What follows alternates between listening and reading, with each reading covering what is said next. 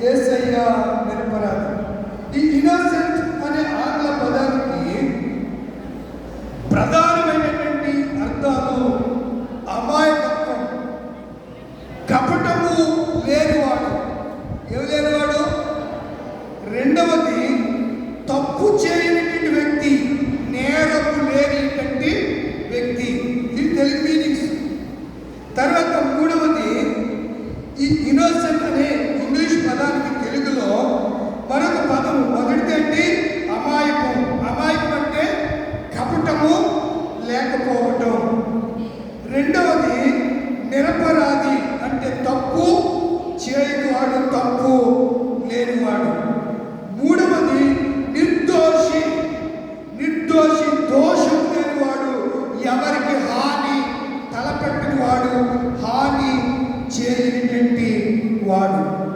కనుక నా ప్రియమైనటువంటి దేవుని పిల్లలారా, తప్పు చేయని వ్యక్తి, నేరము చేయనటువంటి వ్యక్తి, దోషం లేనటువంటి వ్యక్తి, హాని చేయనటువంటి వ్యక్తి, అమాయకు వ్యక్తి ఎవరైనా ఈ లోకంలో ఉన్నారు అని మనం కాగడా పెట్టి ఎత్తినా మన కంటికి అవ్వడు, కనపడ్డు. రోడ్లో ఏరు పెట్టాలి కానీ వేలు రోడ్లో ఊడిపోతుంది. అంతే. కొంతమంది కలిసేనండి, కొంతమంది కలిసేస్తారు. కలిసేస్తే ఏమైపోతుంది? కుక్క కాటు అలాంటిదో, మనిషి కాటు కూడా అలాంటిదే. దెబ్బలాడుకున్నప్పుడు ఎవరు కలిసారు కానీ తెరవకండి. వాడు ఎవడో మైక్ టైసన్ తెలుసా మీకు? తెలుసా మైక్ టైసన్? సార్ బాక్సర్ వాడు కోపం చేసి అవతల చెవులు కొరికేయాడు. అందుకు 5 సంవత్సరాలు బాక్సింగ్ పోటీలోంచి ప్రపంచ బాక్సర్ మైక్ టైసన్ బాక్సింగ్ పోటీలోంచి ఏం చేశారు? తీసేశారు. ఎందుకు? ఫైట్ చేయాలి, బాక్సింగ్ చేయాలి, కానీ చెవులు కొరకూడదు, చేతులు కొరకూడదు. అర్థమవుతుందా? నీకు ముద్దొస్తే ముక్కలు కొరకు, అంతేగాని చేతులు ఒకరు కొనుక్కున్నారని పంపేసి కొరికారు. కానీ బైక్ చేశారు. ఈ విషయం ఎందుకు చెప్తాను? మా కాలేజీలో ఏం జరుగుతున్నాయి? వచ్చేయండి ఆదివారం ప్రార్థనకి వచ్చేయండి. 3 గంటలకి అందరు మంత్రులు అందరూ వచ్చారు. రామారాయుడు, నిర్మలరావు గారు అందరూ వచ్చేస్తారు. మీకు సుబ్రకో పూటి, స్నాక్స్, ఎక్కపప్పు, కర్రీపప్పు ఏదో పంపిస్తారు, తినేసి వచ్చేది. బాక్సింగ్ చౌదరి గారు చాలామంది వచ్చారు వివిధ స్టేట్లో నుంచి. ఒక్కొక్కడు మరిగాడు సన్నంగా. మరి ఆడు ఏం బాక్సింగ్ చేస్తాడో నాకు అనుకోలేదు. అని అడిగాను. బాక్సింగ్కి బలం కాదండి, టెక్నిక్ కావాలన్నాడు. ఏం కావాలి? టెక్నిక్ కావాలన్నాడు. అన్యాయంగా కొట్టకూడదు. దొరికాడు కానీ మొక్కలు పిడిగుద్దులు గుద్దకూడదు. గుద్దితే ఏమేమి చేస్తారు? మెడపెట్టి అందులోంచి బయటికి ఎంటేస్తారు. మేరీ కామ్ అనే ఒక బాక్సర్ గురించి మీరు విన్నారా? మీరు ఏమీ వినలే. మేరీ కామ్ ఆమె మొగుడు వదిలేసుకోకుండా తగులుతున్నాయి. ఎందుకు చెప్పానంటే ఒకప్పుడు మంచి విశ్వాసాన్ని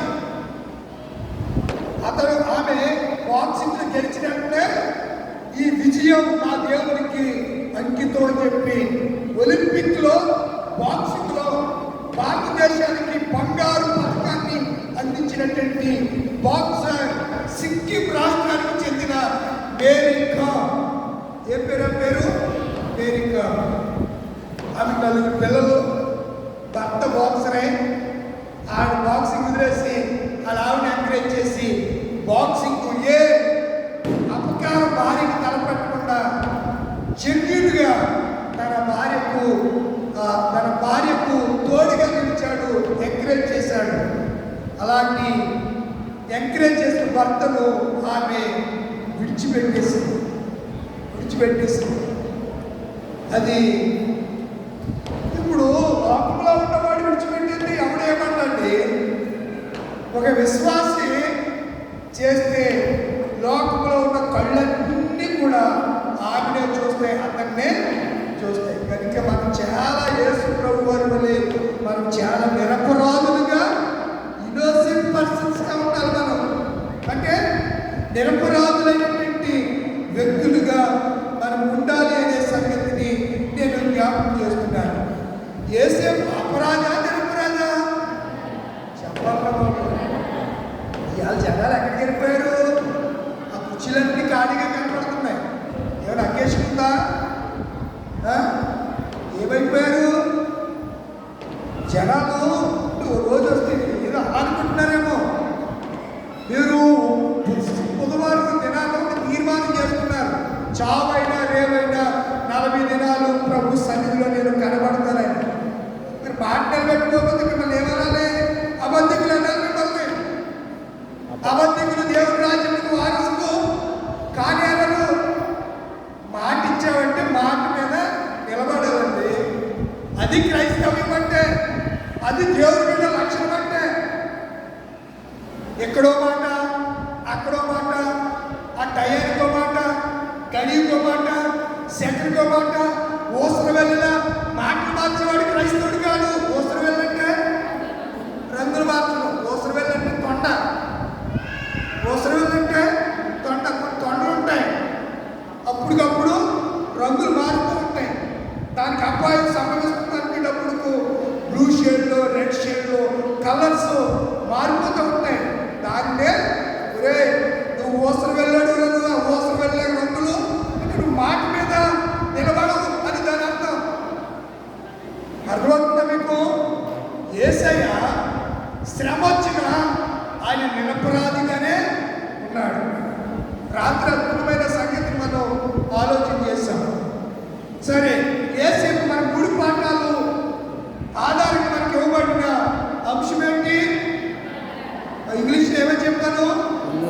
ఇన్నోసెంట్, నిరపరాధి, నిర్దోషి, పాపము లేనివాడు, కల్మషం లేనివాడు, కపటము లేనివాడు, దోషము లేనివాడు. మనకై యేసు మరణించె, మన పాపముల కొరకే నిత్య జీవము. మనకి వచ్చిన మాటే.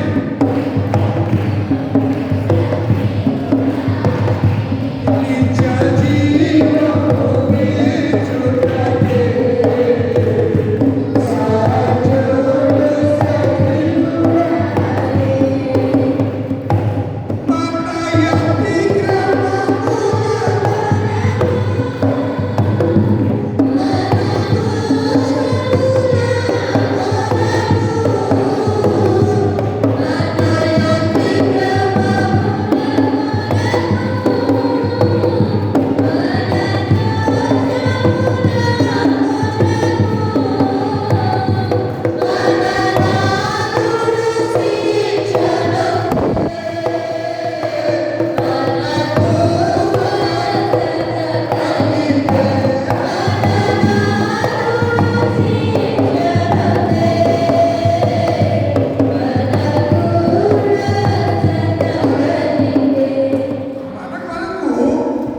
మన నాదుడు పొందడంట శిక్ష.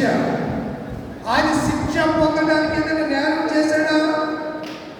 నేరము లేనివాడు, నిరపరాధి, నిర్దోషి, పాపులలో చేత ప్రత్యేకంగా ఉన్నవాడు, కామ క్రోధ మత మార్చములు లేనటువంటి వాడు మన ప్రభు అయిన యేసు. ఆయన మాత్రమే నిరపరాధి. మనమందరం అపరాధులు. అందుకే ఇందాకే పాడుకున్నాం, అపరాధి యేసయ్య. కొంతమంది చాలా నీతిమంతుడు బాబా, నీకు తెలియదు కాదంటే నేను చాలా నీతిమంతుడు బాబా, నేను చాలా నీతిమంతుడు. డబ్బాలు పట్టుకే నువ్వు నేను నీకు కాదేమో కానీ నేను మాత్రం అపరాధి. నేను ఎవరిని? అపరాధం చేత, పాపం చేత చచ్చిపోయి నేను ఉండగా నా ప్రభు అయిన యేసయ్య నన్ను కలువరి శిలువ ప్రేమ చేత ఆకర్షించి నన్ను ఆయన కుమారుడుగా నన్ను స్నేహించాడు. ఈ సంగతి మీరు ఆలోచించుకోండి. నా ప్రియమైన దేవుని పిల్లలరా, యాకోబు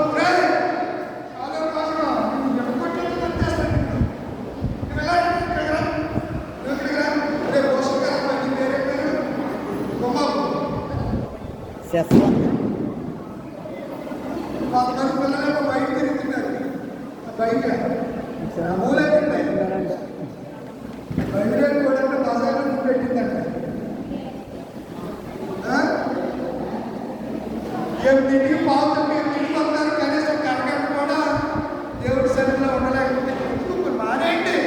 ఆ ఇద్దరు ముగ్గురు ఉంటే ఆ గోడలు చెప్పుకుని వెళ్ళిపోతారు శుభ్రంగా. ఇప్పుడు వస్తే డిస్టర్బెన్స్గా ఉండకండి. ఏం చెప్పుకున్నాం? యాకోబుకి 12 మంది కొడుకులు, 11వ వాడు యోసేపు. యోసేపు తన అన్నల యొక్క యోగ సమాచారాన్ని తెలుసుకోవడానికి తండ్రి అన్నాడు, మీ అన్నలు ఎలా ఉన్నారో చాలా రోజులు అయిపోయిందన్న, నువ్వు తమ్ముడు బెన్యామీన్ ఇంటికడే ఉంటారు కదా, నువ్వు ఒకసారి మీ అన్నలు ఎలా ఉన్నారో వారి యోగ సమాచారం తెలుసుకోవడానికి ఈ చున్నుగంటలు, ఈ అంచూరు పాలలు ఇవన్నీ పట్టుకుని, బాదాలు, ఈ పిస్తాలు ఇవన్నీ పట్టుకుని మీ అన్నల దగ్గరికి వెళ్ళి వాడు ఎలా ఉంటారో చూసి ఇవన్నీ కూడా వాళ్ళకి ఇచ్చేసి నువ్వు మరలా వచ్చి మీ అన్నలు ఎలా ఉన్నారో నాకు చెప్పాలని చెప్పి ఎవరిని పంపించాడు? యాకోబు యోసేపును పంపించాడు. ఈరోజు అధ్యాయం అదే, అధ్యాయం అంతా అదే. అన్నల దగ్గరికి ఎవరు వెళ్ళారు? అమాయకుడైన తండ్రి మాటను విన్నారు. యోసేపు తన అన్నల దగ్గరికి, అన్నల పూర్వత్వం గురించి అతనికి తెలుసు, అన్నలు చేసే చెడ్డ పనులు తెలుసు.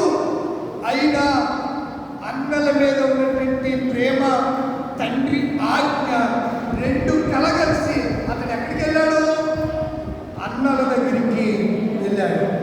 యోసేపు అంత దూరంగా ఉండగానే ఈ 10 మంది మాట్లాడుకుంటున్నారు. 10 మంది మాట్లాడుకుంటున్నారు. ఏమని? కళలు కన్నవాడు చూసుకున్నాడు, వీడి కళ్ళే పడిపోతాయో, వీటిని చంపేద్దాం అని అనుకున్నారు. ఈ లోపు రూబేన్ వచ్చాడు. అరే బాబు నీకు దండవరా బాబు, ఆడు మన రక్త సంబంధిరా, మన తండ్రి పుట్టినాడురా, ఒక పేరు బంధువురా, ఒక తండ్రి నుంచి వచ్చిన వాళ్ళురా, తమ్ముడు ఏం చేయకుండా మీ పాదాలు పట్టుకుంటారా అని ఇంటికి పెద్ద కొడుకైనటువంటి యాకోబు చేసుకున్నాడైనా రూబేను తమ్ముడిని బతిమలాడడం ప్రారంభించాడు. రూబేనుకి తోడు యోధ కూడా, అవునరా రూబేన్ అన్ని చెప్పిందే కరెక్ట్రా, తమ్ముడిని ఏం చేయొద్దు అని వీళ్ళిద్దరూ వారిని రిక్వెస్ట్ చేస్తున్నారు. వాడిని చంపొద్దు అని అడుగుతున్నారు. ఈలోపు ఇస్మాయేలీలు వస్తున్నారు. ఎవరు వస్తున్నారు? ఇస్మాయేలీలు ఒంటిల మీద వారు మస్తకి బోలు వ్యాపారం చేసేవారు.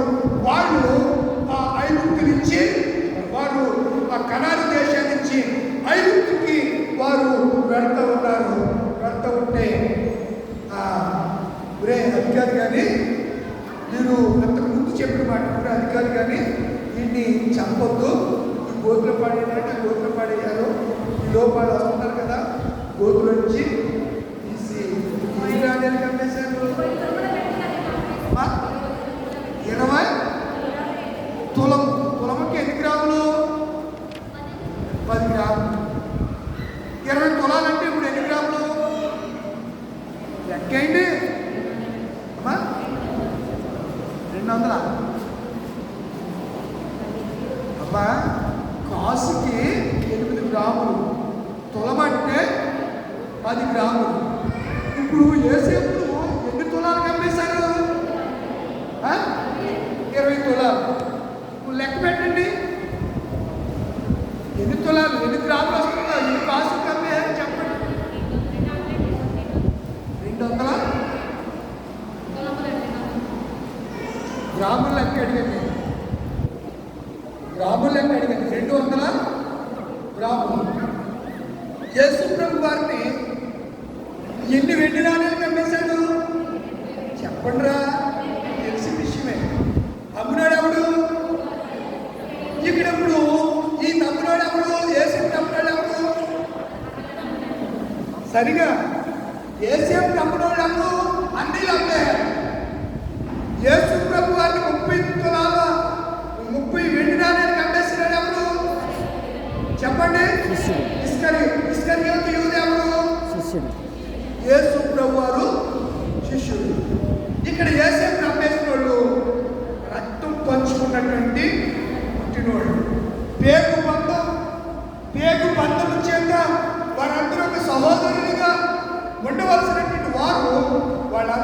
యేసేపు మీద ఏం పట్టారు?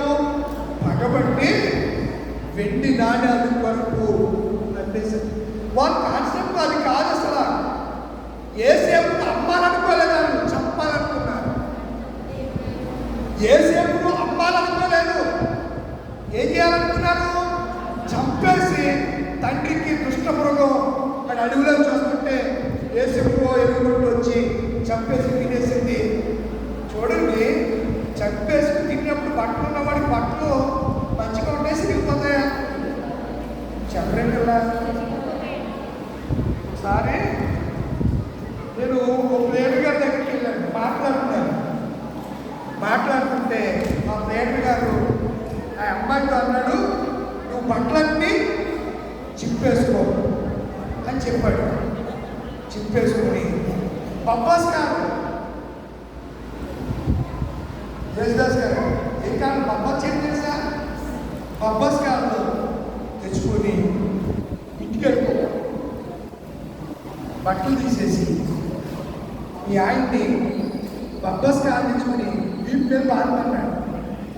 తర్వాత ఆమె వెళ్ళిపోయాక నేను అడిగాను, ఏంటి అలా చెప్పి బబ్బాస్ గారితో కొట్టినంట తగలదు, కానీ ఎవరో కొట్టినట్టు ఏమొచ్చేస్తుంది? పేదతో పప్పు వచ్చేస్తుందన్నమాట. ఏమొచ్చేస్తే పప్పు తీసుకుని చేశారు కదా, అలాగా నిరపరాధులు నిర్మించడానికి అలాంటి పనులు చేయకండి. అర్థమవుతుందా? కట్నం తేకపోయినా కట్నం తెచ్చానని నిరపరాధులు ఏ నియమమైనా ఇచ్చానని కేసు పెట్టకండి. అర్థమవుతుందా? నా ప్రియమైన దేవుని పిల్లలారా, నేను ఆ రోజు ఆలోచన పడ్డాను, ఓ ఎంత టెక్నిక్ ఉందా బబ్బాస్ గారితో కొడితే అని. నేనే బబ్బాస్ గారు తీసుకుని షర్టులా ఎత్తుకుని ఇలా కొడితే ఎర్రగా మచ్చ వచ్చేసింది. రియల్గా ప్రాక్టికల్గా చేసి ఆయన ఏదో చెప్పాడు, నిజమాత్రాన్ని మనం పరీక్ష చేశారు కదా, చెయ్యాలి కదా, అలాగే జరిగింది. అంటే వాడు అవతలాడు ఇప్పుడేమీ చేయలేదు, అవతలాడిని వాడు దోషి అని నిరూపించడానికి, నిర్దోషిని దోషి అని నిరూపించడానికి ఎదురవలసిన పరిస్థితి ముందు ఆలోచించారు. యేసు ప్రభు వారు కూడా నేరం చేయలేదు, యేసేపు కూడా తన అన్నలకి ద్రోహము చేయలేదు.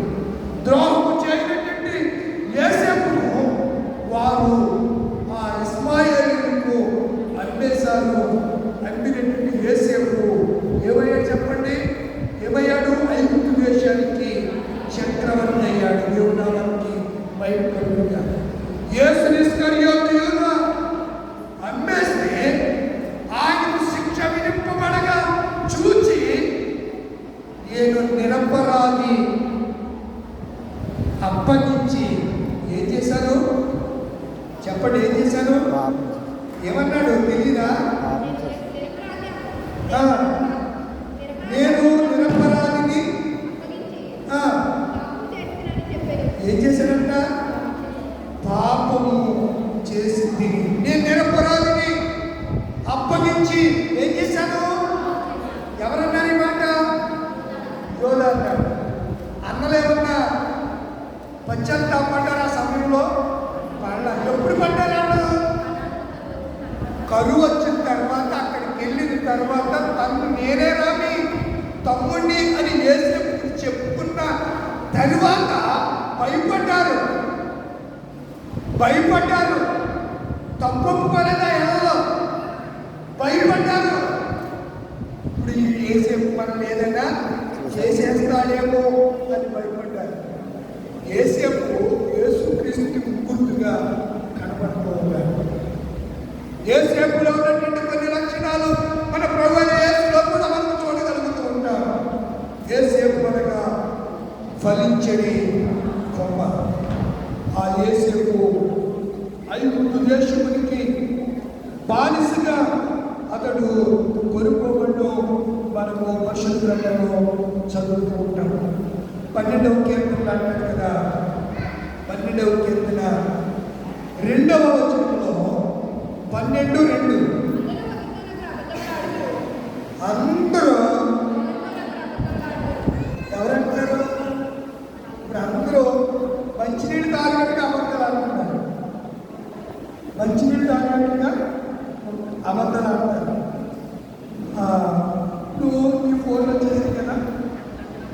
ఫోన్లు వచ్చేసింది కదా, ఈయన మందు కొట్టులో ఉంటాడు.